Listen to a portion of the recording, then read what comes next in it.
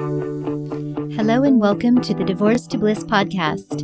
Here you will learn all things related to healing from divorce, mind, body, and spirit, so you can create a beautiful new life filled with happiness. I'm Rachel Ruby, author of Divorce to Bliss, divorce coach, speaker, and attorney, and I'm so glad you found me here. Hello and welcome to the Divorce to Bliss podcast. Today we are going to be talking about healing during holiday time and why, instead of looking at the holiday time as something really negative when you are healing from a divorce, it can instead be something really beautiful and gratifying, and in fact is a great time for you to start the healing journey or restart it if you've already started it and haven't been doing the work.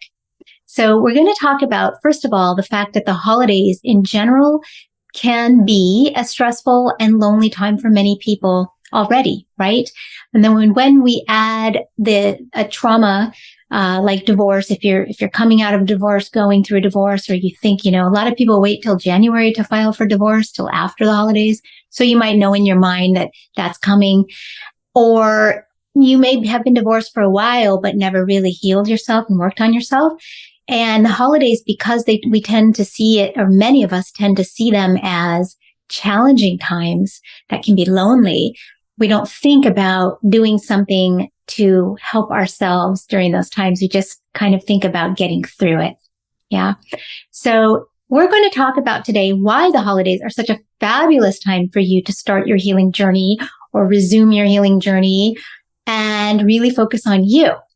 So the first reason is because the holidays, usually during the holidays, we have some time off. Many people have a longer break. Some people have reduced hours.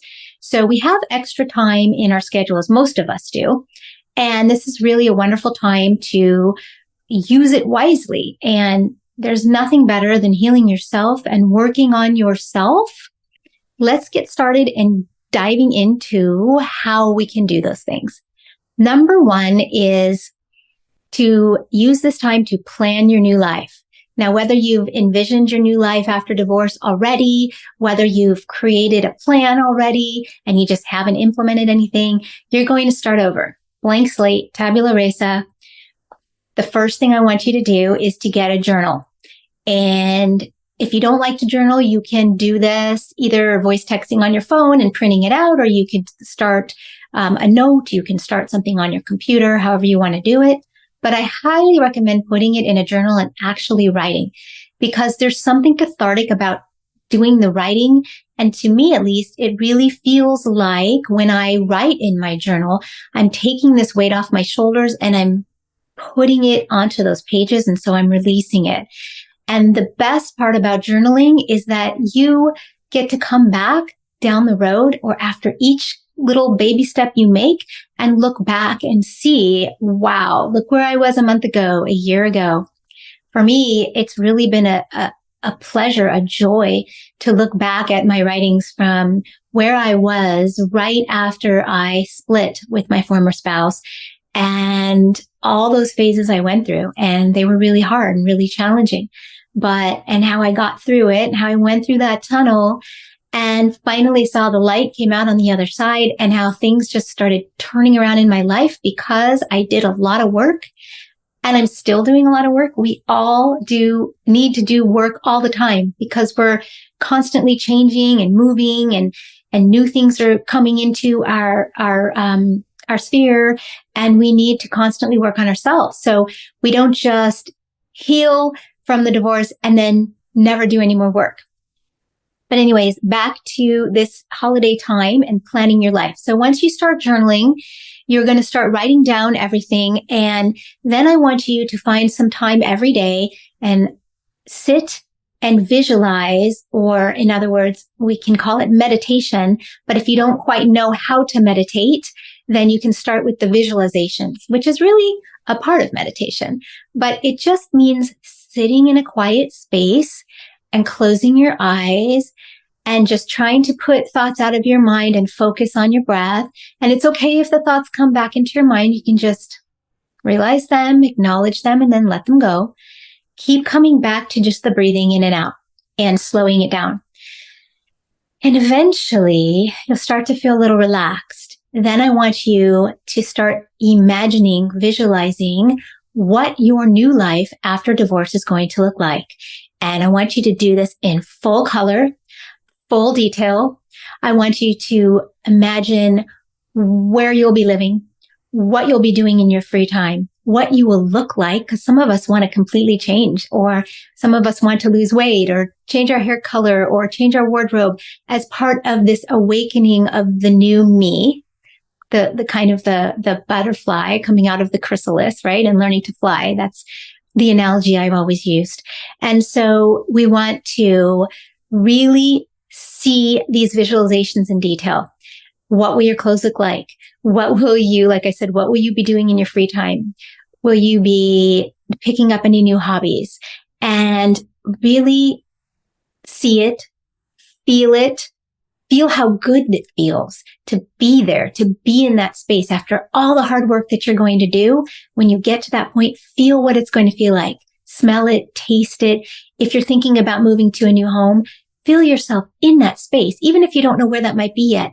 Imagine what you think it might look like, and imagine the movement of the light through the windows and maybe the trees outside, and cooking in your kitchen, and see your furniture and see the colors, feel what you're feeling inside. And I want you to feel this immense sense of freedom and just love in your heart that you have made it through such a difficult time. And I want you to feel pride in yourself that you did it. And I want you to be excited about this new life that you've created and will continue creating and building, because these are the positive emotions that help us move forward and progress in the healing journey. The next thing is manifestation.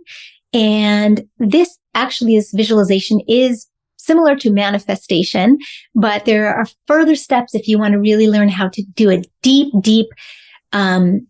dive into manifestation. Manifestation is a wonderful skill to learn because it allows you to bring it forward, to bring everything that you see in your visualizations into your life.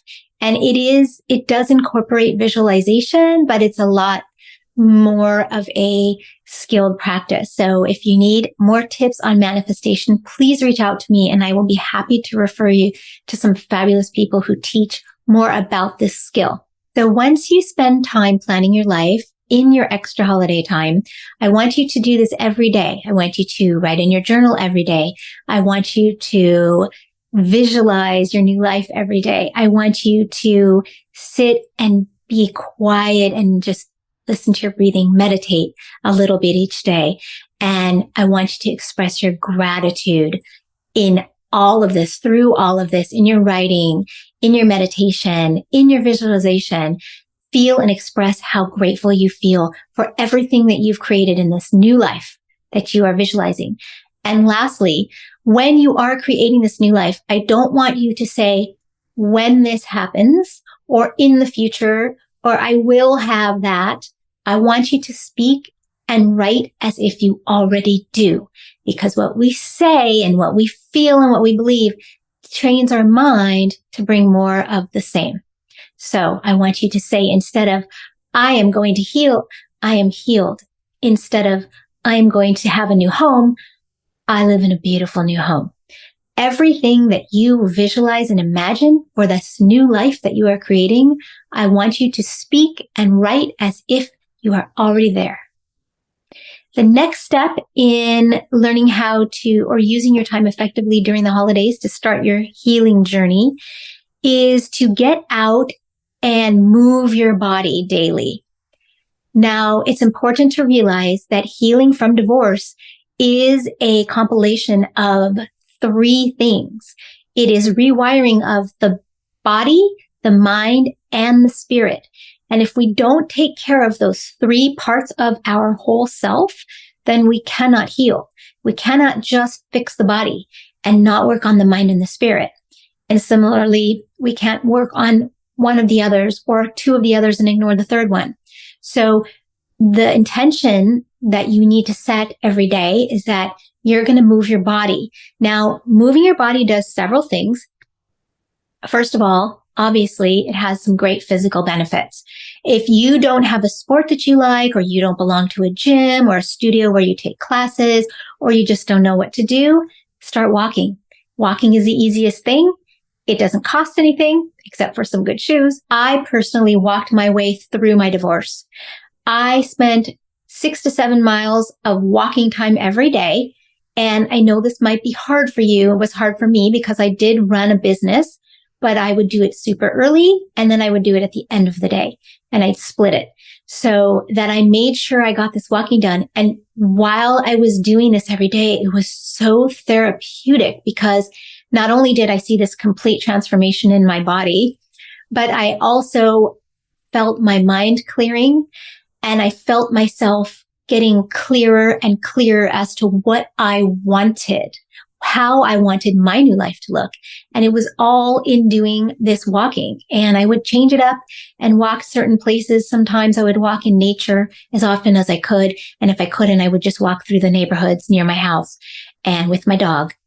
And I highly recommend getting out and moving your body. So to recap that, movement helps your body because obviously there are going to be great effects to that and in conjunction with healthy diet. And it also helps your mind because you start clearing your mind. You start getting clear on what you want and how you are going to visualize that and create it. And it helps your spirit because you create all these good and, positive hormones when you are doing exercise. And those things will help you feel better. And it just gives you a better, feeling in general. So the last thing is if you don't have a sport and you don't have any of those things and you don't want to walk, or maybe you can't walk, you can also dance. You can turn on the music in your own house, in your own private space, and you can just let it all go. And that is one of my favorite ways to let loose. I did a lot of dancing too as I was healing. And between walking and dancing, I would credit much of my healing progress to those two things. So try it. Super fun. No one's judging you. And just try it for as long as you can. I would usually dance for 20 to 30 minutes. And it really makes you feel great. Gives you a high. The next way to use the holiday time in order to help you start or rekindle your healing practice, your healing journey, is a really big one, a really important one. And that is spending time alone or learning to spend time alone. So many of us after divorce are so afraid of being alone. And this is one of the 2 or 3 biggest fears when divorcing that I see with my clients and with a lot of friends as well, because especially when you've been in a long marriage and you're contemplating being alone. How am I going to do this? How am I going to do that by myself? What am I going to do times like this, like the holidays where I don't have that extended family anymore? Maybe your own family is no longer with you or they're too far away. So being alone is a big fear. And especially if your kids are all grown up, because then you truly feel alone sometimes, right? So being alone is hands down one of the most necessary things for you to embrace while you are healing so that you can go on and create your new life. You cannot try to be unalone all of the time. And the reason I say this is because when we are alone, when we are truly with ourself, we learn so much about ourself and we go into a quiet space. And when we tend to be with others, there's lots of doing and there's lots of talking and there's lots of chatter and things going on. And so that doesn't allow us to really dive into who we are, what's hurting us, what's making us feel down, sad, angry, insert your adjectives there. So being alone really is the time when you are, I hate to say forced, but when it's there in front of you and you need to take a look at it if you want to heal and you want to move on. A lot of people after divorce skip this step and they go right to relationship. They go right to meeting people and dating. And I've always advised that it's the wrong thing to do because until you truly love yourself, you cannot love another. Right? And this it applies to everybody. But if you're a parent, obviously you can still take care of your children, but you're going to be a much better caretaker if you truly love yourself. Okay. So I want you to remember this. No one has ever been able to love someone else good enough until the love for themselves comes from here. And the only way we're going to get to that love for self is if we do this deep work. And we start with being alone. So how do we do that? Especially when we're afraid to be alone. Well, it's easy. We can do something as simple as going on walks in nature, or going to a beautiful park, beautiful beach, sit by a lake, and just sitting and just closing our eyes and starting to imagine that new life. We can spend the time alone by going to a spa day, going to a movie by yourself, there's so many things. But some of those things involve, out exterior noise. Like obviously going to a movie, there's going to be noise, there's going to be loud sounds. And that doesn't really allow you to be with yourself because it's kind of an escape. So my advice to you is, yes, you can incorporate doing things by yourself that involve you being in places where there might be noise or other people. But really what I want you to do is go out. Don't sit in your house. I mean, you can be alone in your house sometimes, like when you're dancing or when you're preparing a meal or whatnot. But I want you to find the things to do where you can be alone with yourself and just sit. And being alone can even involve sitting with yourself and writing in your journal and expressing why you feel sad being alone and what you're afraid of. And another thing to mention about aloneness and others in relationship is that once we learn to be alone with ourselves, we're going to have this incredible new feeling of self-confidence. We're going to feel better about ourselves in general. We're going to be more happy. And guess what? What we are is what we attract. So if we do the healing work and we learn why it is so hard for us to be alone and we spend more time being alone, the person that we're going to attract when we're ready for a relationship is going to be a completely different person than the one we would have attracted without taking the time to fall in love with the self.